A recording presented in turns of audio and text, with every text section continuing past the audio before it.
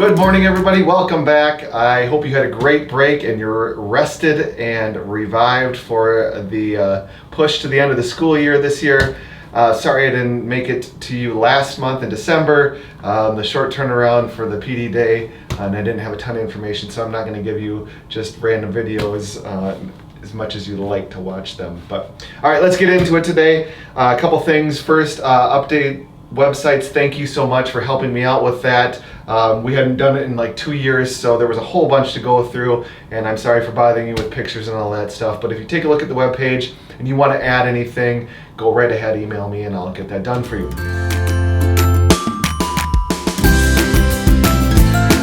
A quick Google update. There's only about three or four things here that I have for you that would make sense for you to know about. First thing, in slides, you can actually collapse the left side where it gives you the preview of all your slides. You can collapse that, make your slides a little bit bigger when you're working on them, help you out there. Second thing, you can, if you're using Google Meets, hopefully we don't go out and this won't be a huge deal, but if you want to break out your kids into different breakout rooms and you want to bring them back in one touch, they've created a feature there where you can just stop it and bring them all the way back to the main channel. Third thing, shortcut changes. You might see this here in January. This month actually, obviously it's December now, thank you ugly sweater, but the shortcuts are going to now be with the file. So if you're an owner and you share it with other people, they added it to their drive, you're going to see that now as a shortcut, and the person who's the owner is the one that's going to see the file. You'll see there'll be like a little arrow in the upper left hand corner of the file. Doesn't change a whole lot, but just know that that's going to happen. Fourth thing, and lastly, tables now can be customized better in Google Docs. Take a look at the link in the email and you can see more about that. All right, those are your updates. Have a great new year. Stay tuned for the more fun part of this video. Hello and welcome to another edition of Deep Thoughts by Brandon Berry. Today's thought is brought to you by Christmas. It's always great to see a child's face at this time of year. Speaking of faces, the face of a child says it all, especially the mouth part of the face.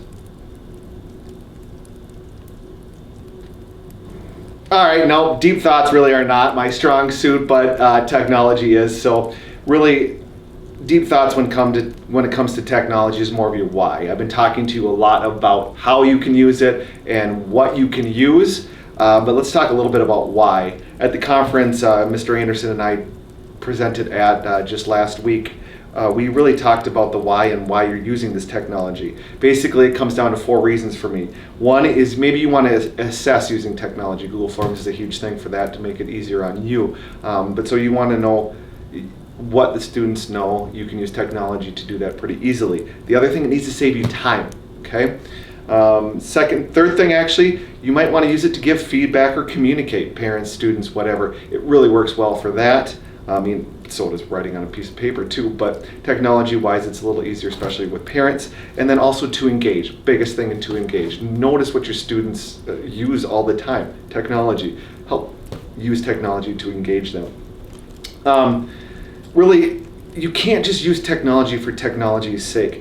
When I was in school, middle school especially, we used Oregon Trail and SimCity. We had an entire class once a week for like 30 minutes and we played Oregon Trail.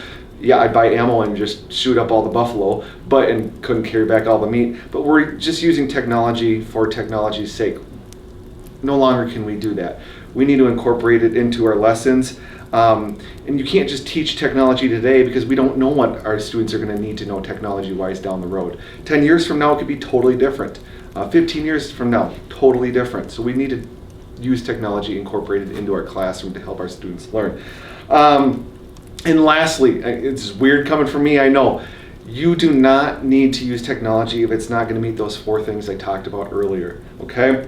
If it's not going to make your life easier, your students' lives easier, engage them, hey, guess what? Don't use it. Sometimes technology is not that silver bullet. So coming from me, you don't always have to use it. It's a really good tool to use most of the time, but sometimes it just isn't. So if you have any questions at all about using technology, you want to do some of the stuff that you see me do here in these videos, give me an email, give me a call, whatever. I will absolutely come into your classroom and help you out.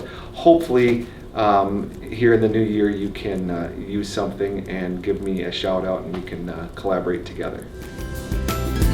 Have a great day.